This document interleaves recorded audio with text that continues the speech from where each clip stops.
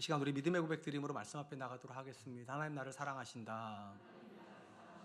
하나님 내 인생에 크고 비밀한 계획을 가지고 계신다. 하나님 오늘도 나와 동행하셔서 그 계획을 이루어 주신다. 아멘. 그렇게 될 줄 믿습니다. 아멘. 하나님은 의인은 오직 믿음으로 말미암아 산다라고 말씀하셨습니다. 일반적으로 있는 이 말씀을 믿음으로 구원 얻는다라고만 생각하지만 사실은 그 뜻 안에는 믿음으로 살아야 된다는 의미도 들어가 있습니다. 우리가 만나는 세상 바깥에 있는 사람들은 온갖 유혹의 욕심을 따라서 살아가지만 오직 의인은 믿음이 이끄는 대로 살아가야 된다는 뜻입니다. 실제로 성경 안에서 우리가 만났던 많은 믿음의 사람들은 그렇게 살았습니다. 믿음이 이끄는 대로 순종하였기 때문입니다. 우리가 살펴보고 있는 신명기 안에 나오는 12정탐꾼의 이야기도 마찬가지입니다. 12명의 정탐꾼이 가서 그 땅을 정탐했지만 오직 갈렙과 여호수아만 믿음을 따라 판단을 하죠. 10명의 정탐꾼은 눈에 보이는 대로 판단을 해서 그 성이 너무 높고 성벽이 너무 튼튼하기 때문에 우리는 거기를 정복하지 못한다라고 악평을 하지만 오직 갈렙과 여호수아는 믿음으로 하나님 그 땅을 주셨다라는 신념을 가지고 정복하자라고 제안하고 있기 때문입니다. 또한 우리가 아는 것처럼 다니엘이 대략 한 17살 정도 나이에 바벨론으로 포로로 끌려갑니다. 그만 끌려간 것이 아니라 그 나이 또래 대부분의 청년들이 같이 끌려갔는데 놀랍게도 모든 청년들이 왕의 명령이니까 우상에게 드려진 고기를 먹고 포도를 마실 때 이 다니엘과 세 친구는 그 땅도 여전히 하나님 다스린다는 믿음을 따라서 음식을 거부하고 물과 채소를 먹기로 결정하게 됩니다. 그러니까 우리가 만나는 믿음의 사람들은 지식을 가지고 있는 사람들이기보다는 사실은 믿음을 가지고 있는 사람이고 그 믿음을 따라 결정하는 사람이었다, 이렇게 이해하면 좋을 것 같습니다. 그리고 그 연장선에서 성도는 어떤 사람인가, 무언가 성경의 정보를 알고 있는 사람들이 아니라 성경의 말씀을 믿고 그 말씀대로 결정하는 사람이라고 이해하면 좋을 것 같습니다. 오늘 우리는 신명기 말씀을 통하여서 우리가 무언가를 결정할 때 우리 삶의 가장 기본이 되는 믿음이 무엇인가에 대한 이야기를 좀 해보려고 합니다. 모세는 이스라엘이 가나안 땅에 올라가기를 거절을 하자 그 이후에 그들의 상황을 이렇게 기록하고 있습니다. 신명기 2장 1절입니다. 우리가 방향을 돌려 여호와께서 내게 명령하신 대로 홍해 길로 광야에 들어가서 여러 날 동안 세일산을 두루 다녔더니, 하나님께서 가나안 땅 올라가기를 거부를 하자 다시금 돌아서 어디로 가라고 말씀하시니까 그들이 걸어왔던 광야로 돌아가라고 그렇게 말씀하셨다는 것입니다. 성경에 보면 이스라엘이 걸었던 광야를 뭐라고 묘사를 하는가? 크고 두려운 땅이라고 기록을 합니다. 그들에게 있어 광야가 왜 큰 땅인가? 가보시면 알겠지만 이스라엘이 만나는 광야는 끝이 없이 펼쳐집니다. 그러니까 그 광대한 땅이에요. 언제 끝날지 모를 정도로 너무 크기 때문에 크다고 말하는 것이고, 이게 왜 무서운 땅인가? 낮에는 너무 뜨거워서 1시간을 버틸 수 없는 땅인데 저녁은 정반대가 됩니다. 지중해 바람이 너무 세게 불어서 너무 차가워서 죽을 것 같습니다. 그렇기 때문에 두려운 땅이라는 것이에요. 근데 이 두려운 땅, 큰 땅을 지나서 드디어 가데스 바네아에서 와서 이제 이틀 정도만 걸어가면 가나안 땅이 보이는데 거기서 그들이 불순종 결정해버립니다. 그러자 하나님께서 어떻게 말씀하시는가? 다시 돌아가라는 거예요. 광야로 다시 돌아가라고. 여러분, 우리는 광야를 잘 모르기 때문에 광야로 돌아가라는 말이 얼마나 무서운 명령인지 잘 모릅니다. 근데 이스라엘은 이 명령이 굉장히 무서운 명령이라고 알았던 것 같습니다. 그래서 신명기 1장에 보면 광야로 돌아가라고 말할 때 그들이 이렇게 반응했다고 기록을 합니다. 신명기 1장 40절로 41절입니다. 너희는 방향을 돌려 홍해길을 따라 광야로 들어갈지니라 하시매 너희가 대답하여 이르되 내게 이르기를 우리가 여호와께 범죄하였사오니 우리 하나님께서 우리에게 명령하신 대로 우리가 올라가서 싸우리이다 하고 너희가 각각 무기를 가지고 경솔이 산지로 올라가려 할 때에, 이스라엘에게 하나님께서 너희가 안 올라가? 그러면 원래 있던 다리로 돌아가서 광야로 지나가라고 말할 때 그들이 갑자기 뭐라고 말합니까? 우리가 범죄했다고, 이제는 다시 올라가겠다고 그렇게 말했다는 거예요. 그러니까 이런 건 어떻게 생각할 수 있는가? 왜 그들이 그렇게 했냐는 거예요. 아마도 이스라엘이 이렇게 생각했던 것 같아요. 가나안 땅에 올라가서 전쟁하는 것보다 가나안 땅 안 돌아가가지고 광야에 들어가는 게 더 무서운 일이라고, 광야가 더 무서우니까 올라가겠다, 이렇게 말을 했다는 거예요. 의심이 여지 없이 그들은 이렇게 생각했던 것 같아요. 하나님의 명령에 불순종해서 가나안 땅 안 올라간다고 그러면 하나님이 더 쉬운 길을 주실 거라고, 우리가 안 가겠다고 그랬으면 우회의 길, 더 좋은 길을 주실 거 생각했는데 놀랍게도 하나님은 불순종한 이스라엘에게 더 무서운 길을 말씀하세요. 가기 싫어? 그럼 원래 있었던 광야로 돌아가라고. 성도임에도 불구하고 우리는 하나님 말씀에 대한 순종에 굉장한 부담을 느낀다고 자주 말씀드렸죠. 이유는 지난주에도 말씀드렸어요. 우리가 생각하는 길과 하나님 길이 다르고 대부분의 경우에 우리 길이 하나님 길보다 좋아 보입니다. 그러니까 누군가가 순종하려면 내 눈에는 더 안 좋아 보이는, 그래서 내게 손해가 날 것 같은 하나님 말씀에 순종해야 되기 때문에 부담스러운 거예요. 더 좋은 말씀에 순종하는 것이 아니라 내 눈에 더 안 좋아 보이는 말씀에 순종해야 되기 때문입니다. 그렇다면 거꾸로 우리가 순종을 하지 않으면 손해를 안 보게 될까요? 순종해서 손해볼 것이 두려워서 순종을 안 하면 그럼 불순종해서는 손해를 안 보는가? 우리 일반적으로 그렇게 생각합니다. 하나님 말씀대로 살면 어려울 것 같으니까 말씀대로 안 살면 괜찮을 거라고 이렇게 생각을 하는데, 오늘 하나님께서 이스라엘의 역사를 통해서 우리에게 주시는 가장 강력한 메시지가 무엇인가? 순종이 부담스럽지만 불순종은 더 부담스럽다는 거예요. 이스라엘은 전쟁이 부담스러워 전쟁을 안 하겠다고 생각을 했는데, 놀랍게도 전쟁 안 하면 어디로 가라고요? 광야로 가라고. 더 참혹한 전쟁이 기다리고 있는, 생존의 위협을 받아야 되는 광야로 들어가라고 그렇게 말씀하셨기 때문입니다. 제가 이렇게 말을 하면 마음속에 이런 생각이 드실지 모르겠어요. 야, 하나님 믿는 일은 굉장히 무서운 일이구나. 심지어 굉장히 우리를 불편하게 만드는 거구나. 하나님 말씀에 순종하는 것도 부담스러운데 순종 안 하면 더 나쁘게 하시는구나. 하나님 안 믿어야 되겠다. 이렇게 생각할 수도 있을 것 같습니다. 근데 한번 곰곰이 생각해 보죠. 하나님께서 정말로 우리에게 순종하라고 말씀하신 이유는 이스라엘 생각했던 것처럼 손해를 나게 하시고 두렵게 만드시려고 그렇게 하는 거냐는 거예요. 엄밀히 말하면 하나님께서 이스라엘에 왜 순종하라고 말씀하셨습니까? 가나안 땅을 차지하라고요. 가나안 땅을 주시려고 순종하라고 말씀하셨지 그들을 죽이거나 그들을 괴롭게 만들려고 하신 것이 아니에요. 근데도 놀랍게도 이스라엘은 마치 하나님 말씀에 순종하는 것은 고통이고 우리를 괴롭게 만드는 일인 것처럼 그렇게 판단해서 불순종을 선택을 했습니다. 왜냐하면 그거 당하기 싫으니까. 근데 굉장히 놀라운 것은 불순종은 더 부담스러워야 된다는 거예요. 그들이 정말로 가기 싫었던 땅으로 다시 돌아가야 되는 일이기 때문입니다. 특별히 성경에서 가장 강력하게 주는 메시지가 하나가 있어요. 하나님께서 우리에게 순종하라고 말씀하시는 것은 그것이 절대적으로 우리에게 유익하기 때문입니다. 그래서 제가 언젠가 이런 명제를 말씀드렸잖아요. 가장 하나님을 위하는 것이 가장 나를 위하는 것이다. 성경 안에서 믿음을 따라 살았던 사람들 중에 패망한 사람이 없습니다. 놀랍게도 하나님의 영광을 위해서 순종을 해서 가장 높은 자리로 올라갔던 사람들이 다 믿음의 사람들이에요. 그러니까 성경은 우리에게 말씀하시는 거예요. 하나님의 영광을 위해서만 순종하라 말하는 것이 아니라 그것이 너에게 유익하니까 순종하라고. 특별히 이 부분에서 우리가 기억할 만한 말씀이 예레미야서에 이렇게 기록이 되어 있습니다. 예레미야서 29장 11절입니다. 여호와의 말씀이니라. 너희를 향한 나의 생각을 내가 아나니 평안이요 재앙이 아니니라. 너희에게 미래와 희망을 주는 것이니라. 하나님께서 말씀하세요. 내가 너희에게 순종하라고 하는 이 모든 말씀은 재앙이 아니라고. 왜 이렇게 말씀하셨을까요? 우리에게 자꾸만 이 말씀이 재앙처럼 느껴지기 때문이에요. 어떻게 하나님 말씀대로 살 수 있어? 이렇게 살면 다 손해보지. 이렇게 살면 망하지. 이렇게 재앙처럼 느껴지는데 하나님 뭐라고 말씀하신 게 재앙이 아니래요. 너희에게 근본적으로 평안을 주고 희망을 주려고 순종하라고 명령하는 것이라고. 그런 점에서 여러분, 우리가 하나님 말씀에 순종하는 건 믿음 때문에 하는 거예요. 죽을 것 같지만 이건 나를 살리는 말씀이고 고통스럽지만 이건 나를 고통스럽게 하는 말씀이 아니라 오히려 더 넓고 큰 소망으로 나가게 하기 위함이라고. 이런 연장선에서 하나님께서 불순종하는 이스라엘 또 저와 여러분들을 징계하시는 것도 같은 관점으로 이해를 해야 됩니다. 왜 하나님께서 불순종하는 사람을 가만 놔두지 않으시고 오히려 징계를 하실까요? 이유가 있어요. 불순종해서 놓여있는 상태가 좋은 상태가 돼버리면 계속 불순종할 거니까. 근데 사실은 하나님께서 우리에게 진짜 주고 싶어 하시는 건 이쪽이잖아요. 순종해서 가나안 땅을 차지하는 이걸 주고 싶으시는데 불순종하는 자리에 계속 머물러 있으면 일로 못 갑니다. 일로 가게 하시려고 때리시는 거예요. 이게 나쁘다는 걸 깨닫게 하시려고. 순종하는 것이 내게 좋은 것이 아니라 불순종이 내게 좋은 것이 아니라 불순종이 내게 고통스럽다는 걸 알아야 순종이 복이 있는 거구나. 하나님의 말씀대로 사는 것이 복이구나. 그러므로 여러분, 미워해서 징계하신다 생각하시면 안 돼요. 사랑해서 징계하시는 거예요. 불순종이 내게 유익하지 않고 순종이 내게 유익하다는 걸 깨닫게 하시려고 하나님이 오늘도 저와 여러분들을 때로는 괴롭히세요. 때로는 때리세요. 그리고 말씀하시는 거예요. 너희를 위한 나의 생각을 재앙이라고 생각하지 말으라고. 평안이고 소망을 주려고 하는 것이다. 사랑하는 성도 여러분, 성도가 하나님의 말씀에 불순종해서 당하게 되는 가장 큰 손해가 뭘까요? 여러 가지 손해가 있을 수 있어요. 또 우리 중에는 이렇게 생각하는 분들이 계세요. 아니 목사님, 저는 불순종했는데도 별로 그렇게 피해가 없던데요. 오히려 순종할 때 고통스럽지 불순종할 때는 아무런 일도 안 일어나던데요. 그럼 제가 뭐 여쭤볼게요. 아무 일도 안 일어나는 게 좋은 겁니까?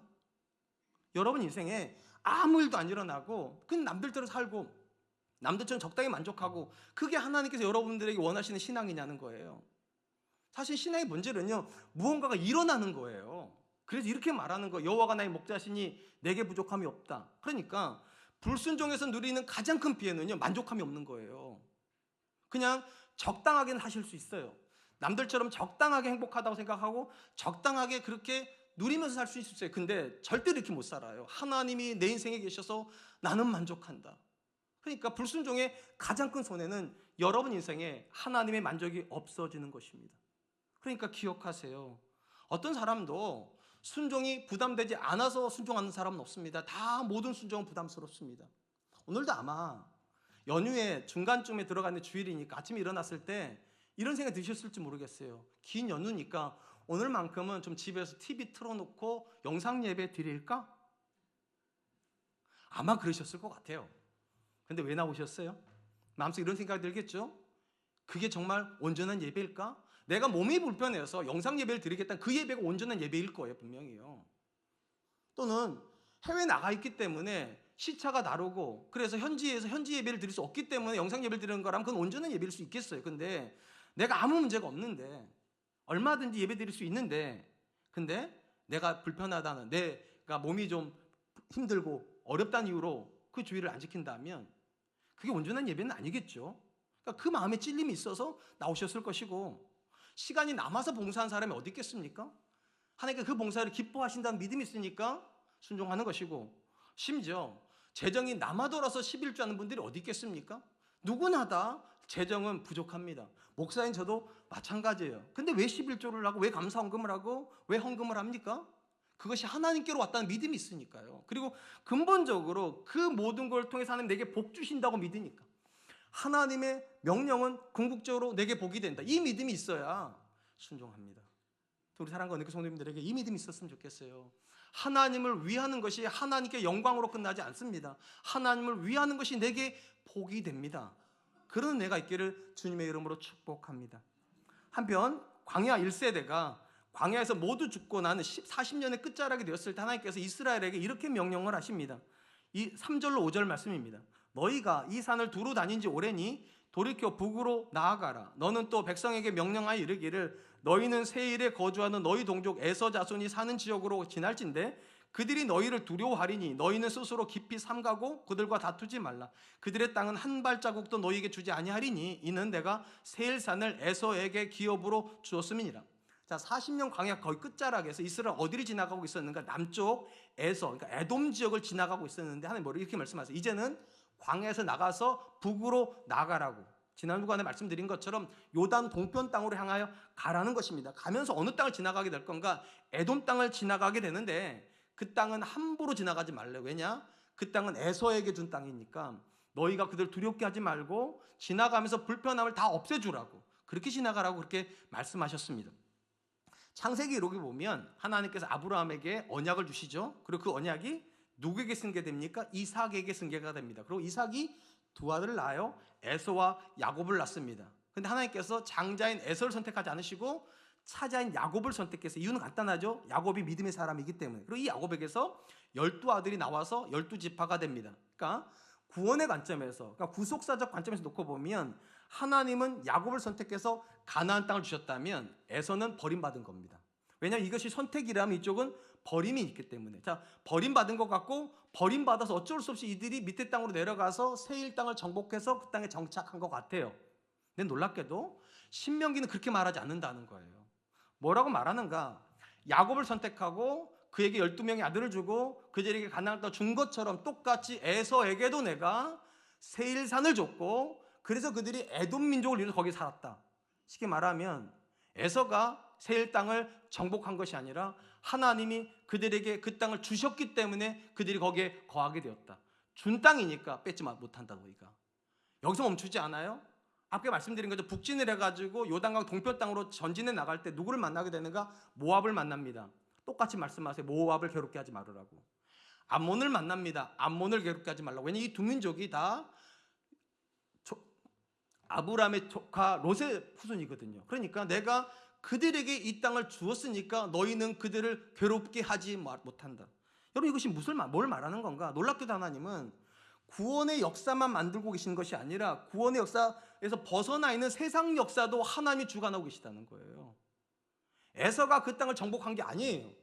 에돔이 그 땅을 차지한 게 아니고 모압이 그 땅을 차지한 게 아니라 하나님이 주신 땅이니까 그들이 정복할 수 있었다는 거예요. 하나님 주신 땅이니까 그들이 정착할 수 있었지 그들이 자기 마음대로 그 땅을 차지한 게 아니다. 굉장히 놀라운 거예요. 왜냐하면 이 믿음이 있어야 세상에서도 순종할 수 있습니다. 우리 많은 경우에 이렇게 생각하잖아요. 세상은 하나님이 안 다스리니까 세상의 법칙을 따라서 살아야 된다. 어쩔 수 없다. 이렇게 말을 하지만 하나님이 신명기의 이야기를 통해서 하신 이야기가 뭐냐? 너희가 에돔 땅을 지나가지 저들이 정복한 땅일 것 같아? 아니야. 내가 준 땅이야. 내가 그들에게 그 땅을 줬어. 에돔만이 그렇지 않아. 모압도 마찬가지고 암몬도 마찬가지야.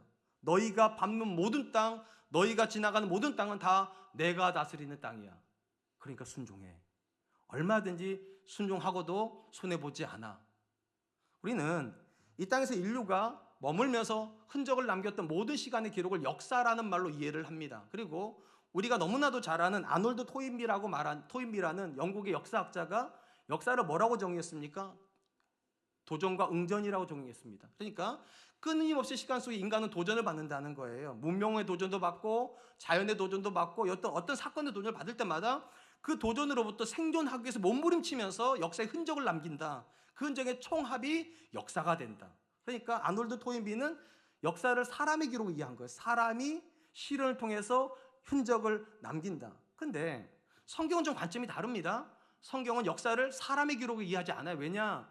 출발점 자체에 사람이 어떻게 서 있는가에 대한 이야기를 또 물어보는 거예요. 만약에 사람이 수억 년의 시간을 가지고서 조금씩 진화를 반복해서 사람이 되어서 역사를 만들었다면 그건 사람의 역사가 맞습니다. 근데 시작점에서 성경이 뭐라고 선언하는가? 태초에 하나님이 계셨다고 선언합니다.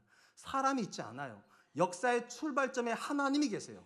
그리고 그 하나님이 사람을 만드시고 세상을 다스리라고 명령하셨어요. 여기서 중요한 거, 만약에 하나님께서 사람에게 세상을 다스리라 말씀하신 다음에 역사의 손을 떼셨다면 이후의 역사는 사람의 기록이 맞아요.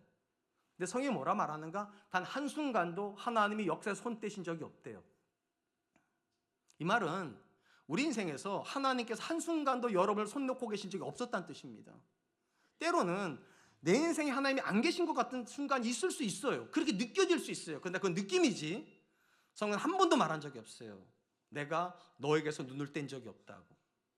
그렇기 때문에 성경의 기본 역사는요, 시작점에 하나님 계시고 지금도 여전히 하나님이 세상을 주관하고 계세요. 그렇기 때문에 구원의 역사가 성취가 될 수 있었던 겁니다.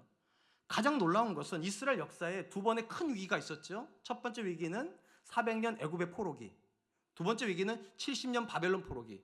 어느 게 더 고통스러웠을까? 사실은 70년 바벨론 포로기가 훨씬 고통스럽습니다. 왜냐? 포로가 돼서 끌려갔기 때문이에요. 몇 킬로나 끌려갔는가? 대략 500킬로 이상 끌려갔습니다. 그 정도예요. 근데 진짜 중요한 건 끌려갔는데 어떻게 끌려갔는가? 광야길을 지나서 끌려갔습니다. 여러분 제가 말씀드렸잖아요. 광야가 왜 광야인가? 길이 없기 때문에 광야입니다. 그리고 거의 중간중간에 사막을 지나가야 돼요. 그래서 이스라엘이 돌아오는 여정을 성경이 뭐라고 말하는가? 광야의 길을 내시고 사막의 샘을 내신다. 길이 없는데 어떻게 이스라엘이 돌아오냐는 거예요. 70년 전에 끌려갔던 길을 어떻게 찾아오냐는 거예요. 하나님이 그렇게 하신대요. 그리고 그 말씀을 이미 해놓고 하나님 성취하세요. 에스겔서 39장 25절입니다. 그러므로 주 여호와께서 이같이 말씀하셨느니라. 내가 이제 내 거룩한 이름을 위하여 열심을 내어 야곱의 사로잡힌 자를 돌아오게 하며 이스라엘 온 족속에게 사랑을 베풀지라. 끌려갈 때 하나님께서 약속을 하셨어요. 70년이 못 되어 너희가 반드시 돌아온다. 어떻게 돌아오냐고. 나의 열심으로 이룰 거라고. 성경에서 가장 우리가 주목할 표현이 여호와의 열심이라는 표현입니다. 이 여호와의 열심이라는 말은 어떤 건가?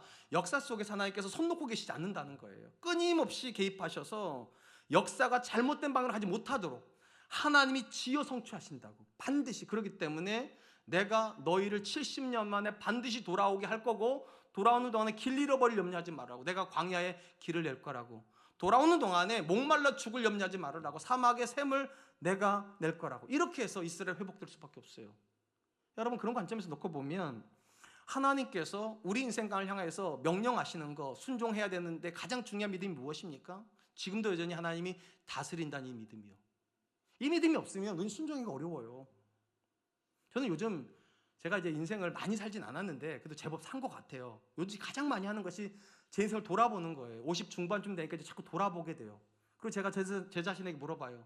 다시 하나님께서 저한테 1000번의 기회를 주고 10,000번의 기회를 주면서 네가 살아서 여기까지 올 수 있겠냐 물어본다면 나는 뭐라고 대답을 할까? 사실 생각해 보면요, 제가 제 인생을 제일 잘 알잖아요. 이미 다 아는 길이잖아요. 그럼 다시 살려면 살 수 있어야 되잖아요. 그래서 못 살 것 같아요. 길을 다 아는데도 여기까지 못 올 것 같아요. 아무리 생각해봐도 저는 지금의 제 상태가 너무 좋거든요. 모든 게 너무 만족스러워요. 근데 다시 살아서 제가 여기까지 올 수 있을까? 못 올 것 같아요. 왜냐하면 내가 만든 인생이 아니라는 걸 제가 알아요. 길을 제가 아는데 어떻게 걸었는지를 모르겠어요. 제가요. 분명히 제가 길은 찾을 수 있겠죠. 아는 길이니까. 근데 어떻게 걷는지는 제가 모르고 걸어왔어요. 지금까지요. 역사가 그렇습니다. 이스라엘이 광야길을 돌아왔어요. 70년 전에 갔던 길을 돌아오는데 길도 모르고 걷다 보니까 가나안 땅에 와버렸네요. 어떻게 해요? 하나님이 만드시는 길이니까요. 하나님이 만드시는 역사이기 때문에요. 그래서 영어로 역사를 히스토리라 부르잖아요. 성경 역사학자들은 어떻게 읽는다고요? 히스 스토리라고. 그분의 이야기가 역사가 되는 거예요. 성도는 똑같아요. 하나님께 순종하면서 그분의 역사를 경험하는 거예요. 이 믿음이 있는 사람만, 고통스러운 명령이지만, 부담스러운 명령이지만 하나님께서 일하실 거니까, 하나님께서 길을 만드실 거니까 순종할 수 있습니다. 그러므로 여러분 믿으세요. 지금도 하나님은 이 땅을 다스리는 분이신 줄로 믿습니다. 교회 역사만 만드시는 분이 아니라 세상의 역사도 그분이 만드세요. 그래서 말씀하시는 거예요. 에돔 땅에 들어가지 마. 내가 에서에게 준 땅이야. 모압 땅에 들어가지 마. 내가 모압에게 준 땅이야. 암몬 땅에 들어가지 마. 내가 암몬에게 준 땅이요. 그리고 너희한테도 내가 땅을 줘. 가나안 땅 줄 거야. 그러니까 믿고 들어가. 사랑하는 성도 여러분, 성경의 광대한 역사를 여는 첫 번째 문장이 무엇입니까? 태초에 하나님이 천지를 창조하셨다. 많은 분들이 이 말씀을 그냥 창세기 1장 1절 말씀으로만 읽지만 사실은 이 선언이 역사에 대한 선언입니다. 누가 역사의 주권자냐는 거예요. 사람이 서 있다면 사람이 역사를 결정합니다. 그런데 태초의 역사의 첫 출발점에 하나님이 계셨습니다. 그러니까 우리가 이 사실을 믿는다면 똑같이 말할 수 있어요. 내 인생을 누가 결정합니까? 하나님이 결정합니다. 여러분의 자녀 인생을 누가 결정합니까? 하나님이 결정합니다. 이 믿음이 있다면 하나님께서 말씀하시면 이렇게 말씀하셔요. 주여 말씀 없어서 주의 종이 더 듣겠습니다. 왜냐? 하나님 다스리시니까. 어떤 사람도 상황이 나빠서 순종 못하는 거 아닙니다. 어떤 사람도 손해가 너무 커서 순종 못하는 거 아닙니다. 사실은 믿음이 없어서 순종 못합니다. 하나님이 지금도 내 삶을 다스린다는 이 믿음이요. 하나님께서 이스라엘에 가르쳐주세요. 너희가 보고 있는 모든 나라가 스스로 된 나라는 아무것도 없다. 내가 그들을 만들었다. 내가 그들에게 땅을 줬다. 내가 그들을 정착하겠다. 그리고 내가 지금 너의 인생에 일하고 싶다. 2026년에 하나님 주신 인생을 살기를 축복합니다. 여러분이 만든 인생은 의미가 없어요. 여러분이 만들어주는 자녀 인생도 의미가 없어요. 하나님이 만드시는 인생. 그래서 이렇게 말해야 되죠. 하나님이 여기까지도 오셨다고. 전 저와 여러분들이 그럴 수 있기를 주님의 이름으로 축복합니다. 자, 이제 마지막으로 이스라엘이 광야를 지나서 북상을 하면서 오른쪽에 세일산을 두고 있습니다. 그러면서 다시 이제 전진을 하는데 모세가 갑자기 이스라엘의 광야 여정 속에서 그들이 누렸던 복에 대해서 이렇게 진술을 합니다. 신명기 2장 7절입니다. 내 하나님 여호와께서 내가 하는 모든 일에 내게 복을 주시고 내가 이 큰 광야에 두루 다님을 알고 내 하나님 여호와께서 이 40년 동안을 너와 함께 하셨으므로 내게 부족함이 없었느니라 하시기로. 여러분, 갑자기 하나님께서 왜 갑자기 뜬금없이 세일산을 지나면서 이스라엘 때 너희가 진짜 복받은 사람이다 이렇게 말을 했을까요? 이 말을 한 번만 이 상황에서 한번 대입해서 생각해 보세요. 하나님께서 지금 이렇게 말씀하셨거든요. 자, 세일산에 너희가 지나가 그 땅에 한 발짝도 함부로 놓으면 안 돼. 왜냐? 이 땅은 에서에게 내가 준 땅이니까. 그러면 여러분이 그 말을 들었을 때 마음이 어떨 것 같습니까? 야, 참 좋다. 하나님이 세상을 다스리시는구나. 그래서 세일산은 저들이 차지했구나. 이렇게 마음이 좋을까? 아니면 배가 아플까요? 저는 너무 배가 아플 것 같아요. 왜냐? 에서는 믿음을 버린 사람이에요. 믿음을 버려가지고 세일산에 가가지고 성벽 짓고 땅 만들고 경작하고 나라가 돼서 왕국이 됐는데 우리는 믿음 안에 있는데 우리는 지금 뭐냐? 40년 동안 계속 광야만 걸어요. 그럼 여러분 같으면 어떤 생각이 들 것 같아요? 이런 생각이 들 것 같아요. 믿음 없이 사는 게 훨씬 좋은 거네. 믿음 없이 살았으면 진작 이런 땅 얻었겠네. 믿음 없이 살았으면 진작 이런 성벽 지었겠네. 믿음 없이 살았으면 진작에 부족함이 없었겠네. 믿음 없이 사는 저들은 저렇게 이미 다 안정됐는데 왜 믿음 우리는 이렇게 고통스럽나? 그런 생각 안 하시겠어요? 속이 좋으셔서 안 하시나 보다. 근데 이게 너무 고통스러운 거잖아요. 하나님께서 선택하셨다면서 왜 우리 이렇게 고통스럽게 만들고, 하나님께서 선택 안 하신 저들은 왜 이렇게 잘 되게 하시냐고. 이게 너무 고통스러운 현실이잖아요. 그러니까 모세가 말해주는 거예요. 너희들 안에 그런 불평이 있을지 모르겠지만 하나님 말씀을 들어보라고. 세일산에 정착해 사는 믿음 없는 에돔의 후손이 복이 있는 것이 아니라 하나님의 손에 붙잡혀서 광야를 걷고 있는 너희가 복이 있다. 왜냐? 세 가지가 있기 때문이래요. 내 하나님 여호와께서 내가 하는 모든 일에 복을 주셨기 때문에, 이 큰 광야를 두루 다니면 하나님이 아시고 40년 동안 너희와 함께 있기 때문에, 그리고 너희 인생에 부족함이 없었기 때문에 너희가 더 복 있는 사람이다. 여기서 아멘 하는 게 좋아요. 여러분, 신명기에서 모세가 이스라엘의 광야 40년에서 가장 큰 기적이라고 말했던 게 뭔지 아세요? 뭐가 진짜 기적이었을까? 이렇게 기록이 되어 있어요. 신명기 8장 4절. 이 40년 동안에 내 의복이 헤어지지 아니하였고 내 발이 부르트지 아니하였느니라. 40년 동안을 모래바람이 왔다 갔다 하는 광야를 지났는데 옷이 헤어지지 않았대요. 발이 부르트지 않았대. 일단 발이 부르트지 않았다는 얘기는요, 발이 노출되면 부르터요 이렇게. 근데 노출되지 않았다는 얘기는 신발이 한 번도 헤어지지 않았다는 뜻이에요, 이것도요. 근데 한번 생각해 보세요. 우리가 모래바람이 없는 이 도시를 사는데도 여러분은 몇 년에 한 번씩 옷을 바꾸세요? 옷이 언제 물론 요즘 떨어져 바꾸는 분들 좀 예전에는 꿰모 입고 막 이랬잖아요. 그러니까 어쨌든 간에 어느 정도만 쓰면 한 3, 4년만 돼도 옷이 헤어진단 말이에요, 도시에서도. 근데 광야는 40년 동안 모래바람을 맞는데 어떻게 옷이 안 헤어질까요? 여러분 성경에 그렇게 안 돼 있나 봐요. 근데 그렇게 돼 있어요. 40년 동안 너희 옷이 헤어지지 않았고 너희 발이 부르트지 않았다. 이건 절대 이런 뜻이 아니에요. 광야로 나올 때 첫 번째 입었던 옷이 지금까지 그 옷이다, 그런 말이 아니에요. 그럼 그거 거렁뱅이죠. 그거 누더기 옷이죠. 그런 뜻이 아닙니다. 그럼 무슨 뜻인가? 이스라엘이 출애굽을 할 때 그들만 출애굽하지 않았습니다. 양이며 염소며 가축을 다 가지고 나왔습니다. 광야에 목초지가 없다니까요. 그럼 상식적으로 생각해보면 다 죽어야 되는데 놀랍게도 그 양들이 죽지를 않습니다. 놀랍게도 그 염소들이 죽지를 않습니다. 놀랍게도 그 암소들이 죽지를 않습니다. 생육하고 번성해요, 광야에서. 그래서 양털에서 실 뽑아서 옷 지어 입혔다는 거예요. 가죽으로 신발 지어 신을 수 있었다는 거예요. 그런데 그 모든 것이 자기들이 한 게 아닌 거예요. 왜냐? 광야니까. 이게 정착민에게서 양들이 번성했다면 말이 되는 거예요. 정착민에게서 가축들이 번성해 말이 되는 거예요. 근데 광야에서 어떻게 그런 일이 벌어지냐는 거예요. 그러니까 부유하진 않았을지 모르겠지만 매일이 기적이었던 건 매일이요. 옷을 다시 지어 입을 수 있고요, 신발을 다시 만들어서 신을 수 있다, 광야에서. 더 놀라운 건 그들이 40년 동안 걸었는데 하나님 뭐라고 말씀하시는가? 너희가 40년 그 큰 광야에 있는 걸 보시고, 하나님 보시고, 쉽게 말하면 그들의 40년의 광야 여정은 하나님의 시선을 느끼면서 가는 여정이었다는 거예요.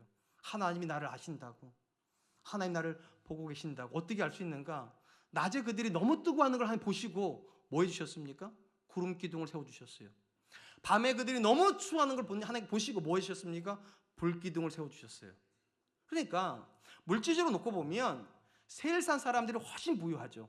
성벽 있죠, 땅 있죠, 군대 있죠. 근데 그들은 자기 노력으로 산 사람들이었고, 이스라엘은 하나님이 입혀준 민족, 하나님이 먹여준 민족, 하나님이 보여준 민족. 그래서 말씀하시는 거예요. 그들이 부족함이 없었던 것이 아니라 너희가 부족함이 없는 거 아니냐고. 너희가, 그들이 복받은 사람이 아니라 너희가 복받은 사람 아니냐고. 이렇게 말을 해도 동의가 안 되실 거예요, 사실은요. 한번 여쭤볼게요. 여러분들은 신앙의 목적을 무엇이라고 생각하십니까? 혹시 신앙의 목적을 세상에 있는 사람들이 그들의 방식으로 얻고 있는 행복, 성공, 복을 하나님께 얻는 거라고 생각하십니까? 그러니까 그들은 자기 힘으로 성공하고 자기 힘으로 복받고 자기 이름으로 뭔가를 이루는데, 우리는 하나님께 은혜 받아가지고 성공하고 하나님께 은혜 받아가지고 행복하고 하나님께 은혜 받아서 뭐 잘돼 뭐 이런 겁니까, 신앙이? 만약에 여러분들이 이렇게 인식을 한다면 여러분의 신앙의 여정은 끊임없이 고통스러울 겁니다. 왜냐? 아마 올해 이제 이 설에 가족 모임 가시면 뭐가 제일 괴로우세요? 여러 가지 괴롭겠지만 그중에 하나가 안 믿는 친척을 만나는 거잖아요. 근데 안 믿는 친척을 만나는 게 왜 괴로우세요? 제가 아주 노골적으로 말씀드릴까요? 그들이 여러분보다 잘 살기 때문일 거예요. 만약에 내가 더 잘 살면 안 믿는 가족을 만나도 하나도 안 불편해. 내가 다 사주면 되거든요. 근데 나는 믿음이 있는데 가고 좀 매일같이 형님한테 얻어먹어야 되고, 그 집 애들은 다 잘 돼가지고 애들 자랑할 때 나는 자랑할 게 하나도 없고, 오히려 하나님께 화가 나는 게, 믿는 우리 집 애들이 잘 돼야 전도도 쉬울 텐데 믿는 우리 집 애들은 계속 힘들고, 안 믿는 형님네들은 왜 그렇게 잘 돼요? 그냥 우리 이게 화가 나는 거예요. 에돔 사람들이 성벽에 사는 것이 아니라 우리가 성벽에 살고 있고, 저들이 광야에 살아야 이게 전도도 쉽고 예수 믿어 이렇게 복받는다 말을 할 텐데, 이게 거꾸로 뒤집히니까 괴로운 거 아니에요?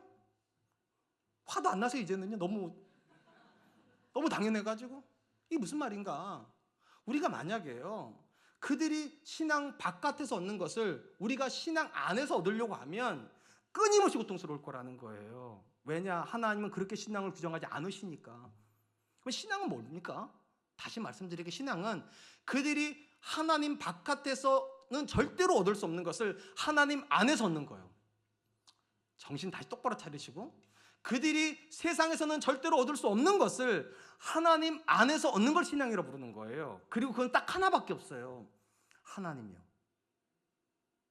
그들이 세상에서 절대로 얻을 수 없는 거, 아무리 돈이 많아도, 아무리 성공해도, 아무리 복받아도 절대로 얻을 수 없는 거 딱 하나, 하나님밖에는 없어요. 신앙의 목적은 그래서 하나님인 거예요. 그런 관점에서 모세가 말하는 거예요. 저들이 성벽 있어? 저들이 군대가 있어? 저들이 땅이 있어? 부러워? 너희한테 하나님이 있는데? 너희한테 하나님이 있는데? 그게 신앙인데? 하나님이 너희 인생에서 넘치게 주시지 않으실지 모르겠지만 모든 것 하나님 주셨다는 거 너희 못 믿어? 너희가 사는 모든 날 동안에 사람이 주는 것이 아니라 하나의 은혜를 입고서 여기까지 왔는데 그걸 못 믿어? 그래서 저들이 복이 받은 것처럼 매일같이 고통스러워? 그 질문을 하시는 거예요. 그러니까 우리가 신앙에 대한 생각을 바꿔야 돼요. 신앙은 우리가 더 좋은 걸 얻어서 그들이 우리를 부러워하는 게 아니에요. 그런 일은 안 일어나요, 여러분. 그렇게 전도가 되는 게 아니에요. 사실 진짜는 그들이 아무리 좋은 걸 가지고 있어도 우리가 더 좋은 거 가지고 있다고 말할 수 있어야 되는 거예요. 그래서 다윗이 말하잖아요. 여호와가 나의 목자시니 내게 부족함이 없다고. 아무리 좋은 아파트 살아도, 아무리 좋은 차 타도, 아무리 좋은 대학교 가도 내게 하나님이 있으면 그럼 됐다. 그럼 됐다. 그럼 괜찮다. 저희는 양가가 다 가난합니다.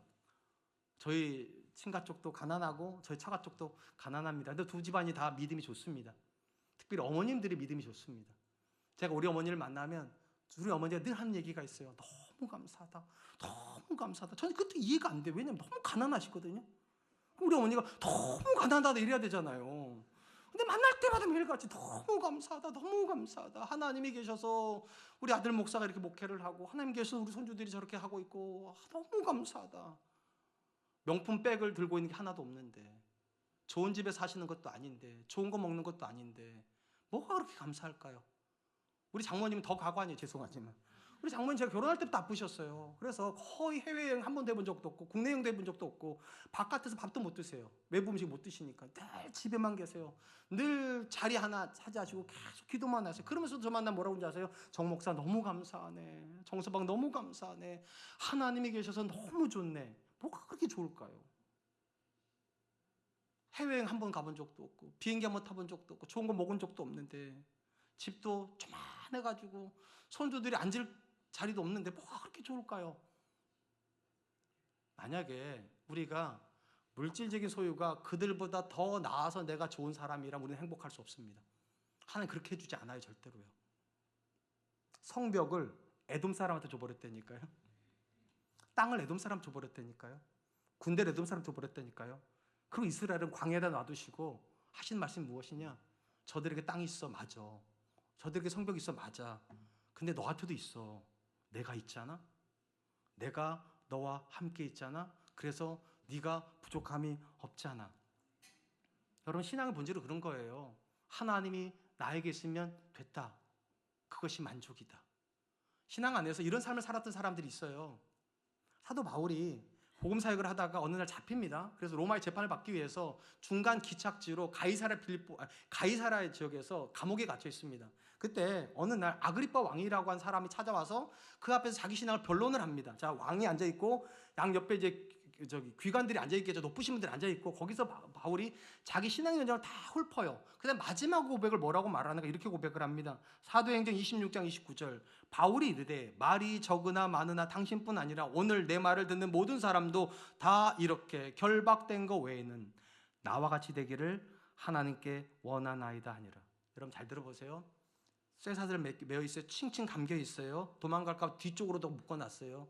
아무것도 못해요. 앞쪽에 왕이 좋은 옷을 입고 있어요. 아마 그 앞에는 식탁에는 음료도 있을 것이고 좋은 거 다 놓여있고 귀족들이 다 앉아있어요. 그러면 바울이 이렇게 말해야 되잖아요.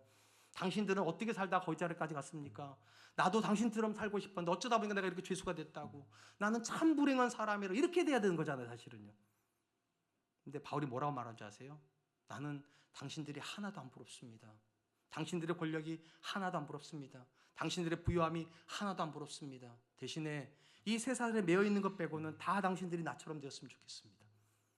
진짜 기가 막힌 이야기예요. 아무것도 안 가지고 있는데, 아니 가장 고통의 순간에 놓여 있는데도 바울이 하는 이야기가 뭐예요? 하나님이 없는 당신들이 아니라 하나님과 함께 있는 내가 더 복이 있는 사람입니다. 이 경험을 못하면 신앙을 백날 천날을 해봐도요 끊임없이 우리는 원망합니다. 끊임없이 좌절합니다. 왜냐하면 신앙의 본질은 다시 말씀드릴게요. 더 좋은 거 가지는 여정이 아닙니다. 세상이 가질 수 없는 유일한 걸 가지는 여정이에요. 하나님이요. 하나님과 함께 있는 것이 내게 만족이 되지 않는다면 우리는 살면서 매 순간 고통스러울 겁니다. 2026년에 우리 사랑과 은혜 성도님들에게 하나님이 만족될 수 있기를 축복합니다. 그리고 하나님이면 괜찮다라고 말할 수 있었으면 좋겠습니다. 사랑하는 성도 여러분, 세상에서 우리가 만나는 불신자들은요 그들의 방식대로 사는 사람들이에요. 그리고 우리를 절대로 안 부러워합니다. 오히려 세상에 있는 사람들은 여러분 불쌍히 여기죠. 어쩌다가 교회 다녀가지고, 어쩌다가 장로가 돼가지고, 어쩌다가 권사가 돼가지고 헌금도 해야 돼, 주일날 어디 가지도 못하고 예배 드려야 돼, 교회가 부르면 와야 돼. 너무 불쌍하다. 그러니까 교회 바깥에 있는 사람들은 교회 다니는 사람은 너무 불쌍하게 여깁니다. 그건 그럴 수 있어요. 진짜 중요한 건 그러면 교회 다니는 우리는 우리 삶에 만족하냐는 거예요. 그들은 만족한다니까요. 그들의 방식이 만족해요. 그들의 방식으로 돈 벌었고 그들의 방식으로 성공했고 그들의 방식으로 행복한데, 그래서 우리 안 부러워하는데 과연 교회는 우리는 우리 삶에 만족하냐는 거예요. 이게 우리를 진짜 불행하게 만드는 거예요. 교회 안 다니는 그들은 행복한데 왜 우리는 안 행복할까요? 교회를 안 다니는 그들은 만족한데 왜 우리는 만족하지 못할까요? 이유가 있어요. 이유가 있어요. 자꾸만 모든 신앙을 물질적으로 해석하려고 하니까. 그러니까 그들보다 못 가지는 것이 너무 괴로워요. 그들보다 성공하지 못한 게 너무 괴로워요. 그들보다 행복하지 못한 것이 너무 괴로워요. 근데 생각을 바꾸세요. 하나님은 한 번도 여러분들에게 물질적인 완벽한 삶을 보장하신 적이 없어요. 대신에 여호와가 나의 목자시니 내게 부족함이 없다. 내 잔이 넘치나이다. 하나님으로 만족한 삶을 말씀하신 거예요. 한 번도 세상 그들이 가지고 내가 가지고 있던 만족하라 말씀하신 적이 없다고요. 진짜 중요한 건 그들이 우리 삶에서 뭐를 봐야 전도가 될까요? 도대체 뭘 봐야 될까요?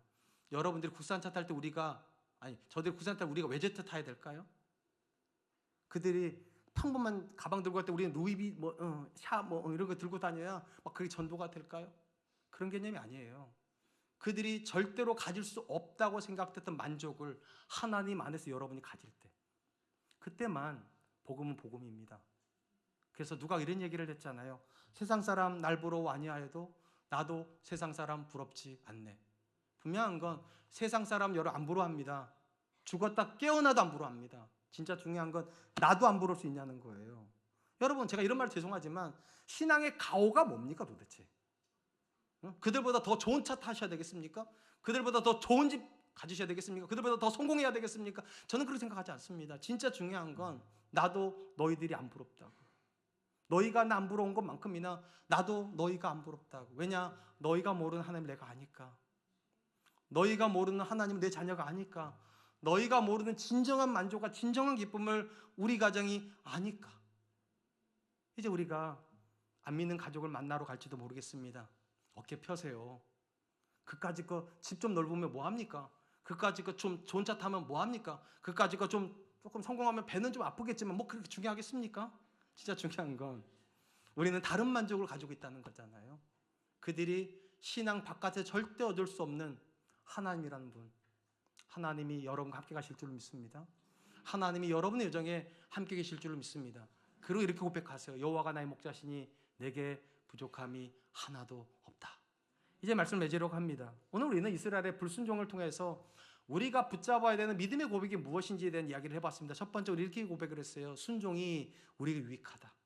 불순종이 내게 아무 손해도 없다면 그거 괜찮을 수 있지만 진정한 의미에서 불순종은 더 큰 손해를 가져옵니다. 순종이 내게 유리합니다. 그래야 순종할 수 있어요. 두 번째, 하나님께 순종하는 것이 절대로 손해가 나지 않는 이유는 하나님께서 지금도 역사를 주관하시기 때문에 그 모든 순종을 통해서 합력과 선을 이루실 거니까. 하나님의 주권을 믿으세요. 마지막 세 번째, 하나님이 여러분의 인생에 만족되십니다. 그들보다 더 좋은 거 안 주실 수 있어요. 그들보다 더 많은 거 안 누릴 수 있어요. 근데 하나님이며 만족한 인생 주실 거예요. 어느 날 우리 깨닫게 될 거예요. 하나님이 계셔서 참 다행이다. 내 자녀 인생에 하나님 계셔서 참 기쁘다. 전 저와 여러분들이 그럴 수 있기를 주님의 이름으로 축복합니다. 제가 주신 말씀 붙잡고 세 가지로 해서 기도하죠. 첫 번째, 하나님 순종이 나에게 더 귀한 복인다 사실 인정하게 하여 주시고 오늘도 믿음으로 순종하는 사람 되게 해주십시오. 두 번째, 하나님이 역사를 주관하신 분이라는 사실을 믿고 모든 순종을 통해 합력과 선을 이루실 것을 믿음으로 순종하는 사람 되게 하여 주십시오. 세 번째, 그들처럼 성공하고 그들처럼 부유한 것이 내 인생의 목적이 아니기 때문에 오늘도 내 인생 하나님을 만나기 위해서 기꺼이 순종하는 사람 되게 하여 주시옵소서. 우리 같이 한 번만 기도하도록 하겠습니다. 기도하겠습니다. 하나님 아버지,